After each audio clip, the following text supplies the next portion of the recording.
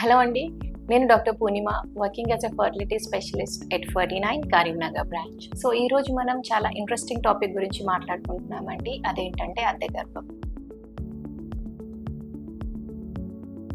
ఈ మధ్యలో చాలా మంది కూడా వింటున్న టాపిక్ ఇది. దాన్ని సరోగసీ లేదా అద్దె గర్భం అని అంటామన్నమాట. చాలా మంది కపుల్ కూడా వచ్చి అడుగుతున్నారనమాట, మేడం మేము సరోగసీకి వెళ్దాం అనుకుంటున్నాము, మరి దాని రూల్స్ ఏంటి, రెగ్యులేషన్స్ ఏంటి, ఎవరికి చేస్తారు, మా తెలిసిన రిలేటివ్స్ ఉన్నారు, వాళ్ళకు చాలా ఇయర్స్ నుంచి పిల్లలు కాలేదు, వాళ్ళ గర్భసంచి కూడా బాగాలేదు, మరి వాళ్ళు వెళ్దాం అనుకుంటున్నారు, మీ దగ్గర చేస్తారా 49లో ఉందా అని చెప్పి అడుగుతున్నారనమాట.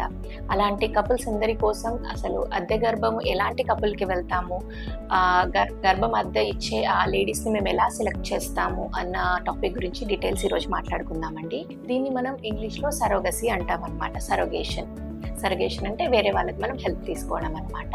సరోగసీ అని అంటాం.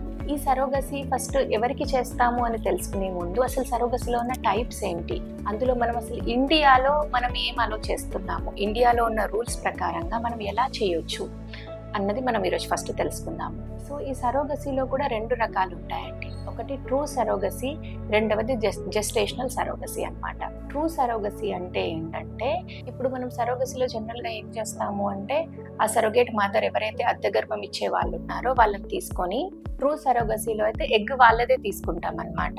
ఇప్పుడు ఎవరైతే పిల్లలు కావాలి అనుకుంటున్నారో వాళ్ళ హస్బెండ్ యొక్క కణాలని ఆ సరోగేట్ మదర్ ఎవరైతే అద్దె గర్భం ఇస్తున్నారో వాళ్ళ గర్భసంచిలో వేసేస్తాము. అంటే మనకు తయారయ్యే బేబీ ఎగ్ అన్నది ఆ సరోగేట్ మదర్ నుంచి వస్తుంది, ఈ స్పర్మ్ అన్నది ఇంటెండింగ్ కపుల్ నుంచి వస్తుంది అనమాట. దాన్ని ట్రూ సరోగసీ అంటాం. కానీ అది ఇండియాలో మనం అలో చేయడం లేదు. మన ఇండియాలో మనకు వచ్చిన రూల్స్ ప్రకారంగా ఓన్లీ జెస్టేషనల్ సరోగసీ మాత్రమే అలో చేస్తున్నారు. జెస్టేషనల్ సరోగసీ అంటే ఏంటంటే, ఎవరైతే అద్దె గర్భం ఇవ్వడానికని వచ్చిన మహిళ ఉన్నారో వాళ్ళది గర్భాశయం మాత్రమే మనం వాడుకుంటాము. వాళ్ళ ఎగ్ కానీ ఇంకా ఏది కూడా మనం వాడుకోమన్నమాట. అంటే ఆ హస్బెండ్ యొక్క స్పర్మ్ కానీ ఇంకా ఏది కూడా మనం వాడుకోము, వాళ్ళ ఎగ్ కూడా మనం వాడుకోము. ఓన్లీ గర్భసంచి మాత్రమే మనం వాడుకుంటాం అన్నమాట. సో ఈ పద్ధతిలో ఏం చేస్తామంటే, సపోజ్ ఒక ఏ అండ్ బి అనే కపుల్ ఉన్నారు, వాళ్ళకు పిల్లలు కావాలి సరోగసీ ద్వారా అనుకుంటున్నారు. అలాంటప్పుడు ఏం చేస్తామంటే, ఈ ఏబి కపుల్ నుంచి మనం ఎగ్ తీసుకుంటాము, స్పర్మ్ తీసుకుంటాము, పిండాన్ని తయారు చేస్తాము. ఈ తయారైన పిండాన్ని ఎవరైతే మనకు అద్దె గర్భం ఇచ్చే మహిళ ఉన్నారో వాళ్ళ గర్భసంచిలో పెడతామన్నమాట.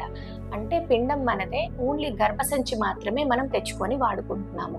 దాన్ని జెస్టేషనల్ సరోగసీ అంటామన్నమాట. ఇది మాత్రమే భారతదేశంలో అలో ఉందండి.